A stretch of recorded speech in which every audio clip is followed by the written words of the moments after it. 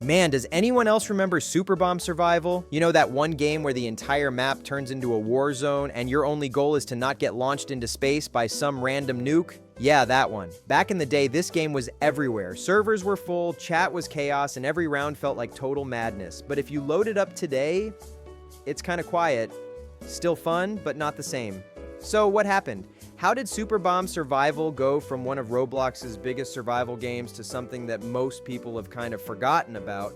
So let's go back to where it all started. Super Bomb Survival was made by Polyhex, and it officially released around 2014. And honestly, it was such a perfect Roblox game for that time. You'd spawn into these small, colorful maps, and then suddenly bombs, rockets, and all kinds of random hazards would start falling from the sky. The goal was simple: survive for 2 minutes. But the fun came from how chaotic everything was. You could get flung across the map, crushed by debris, or sent flying by a random explosion, and it was hilarious every time. The game also had skills and perks that made it a little deeper than your average survival game. You could unlock things like double jumps, shields, or even attacks to mess with other players. It felt like there was always something to work toward, and that kept people coming back. At its peak, the game had thousands of players online and ended up hitting over 200 million visits in total, which was massive for the time. But like a lot of old Roblox classics, Super Bomb Survival eventually started to slow down. Roblox itself was changing fast, and new games were raising the bar. Around 2018 and 2019, you had titles like Tower Defense Simulator, Arsenal, and Blox Fruits dominating the front page. They had more complex mechanics, better visuals, and way more frequent updates. Meanwhile, Super Bomb Survival mostly stayed the same. The core idea never really changed. Bombs fall, survive, repeat, which isn't a bad thing, but it meant the game didn't evolve as much as the platform around it did.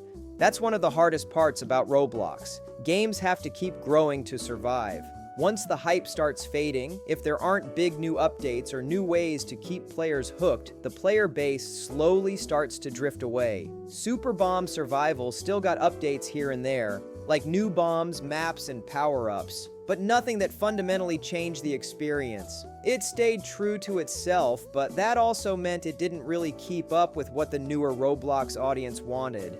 But also, the thing that took over Super Bomb Survival was the competition. When it first came out, Super Bomb Survival was pretty unique, but then you had Natural Disaster Survival, epic mini games, and a ton of other quick fun games popping up that offered that same chaotic but simple kind of fun. Roblox became more about experiences than just quick rounds, and Super Bomb Survival didn't really fit into that new wave, so it kind of got left behind. It's not that the game ever became bad. It's still fun to play even now, but in Roblox, staying relevant is really hard. If your game isn't getting attention from updates, TikTok clips, or the front page algorithm, it pretty much fades into the background no matter how solid it is. But here's the thing. Super Bomb Survival never actually died. It just changed roles. It's not that front page juggernaut anymore, but it's become more of a classic, the kind of game older players revisit for nostalgia. And honestly, that's kind of beautiful in its own way. The community might be smaller, but it's still alive, and the developer still updates it every now and then.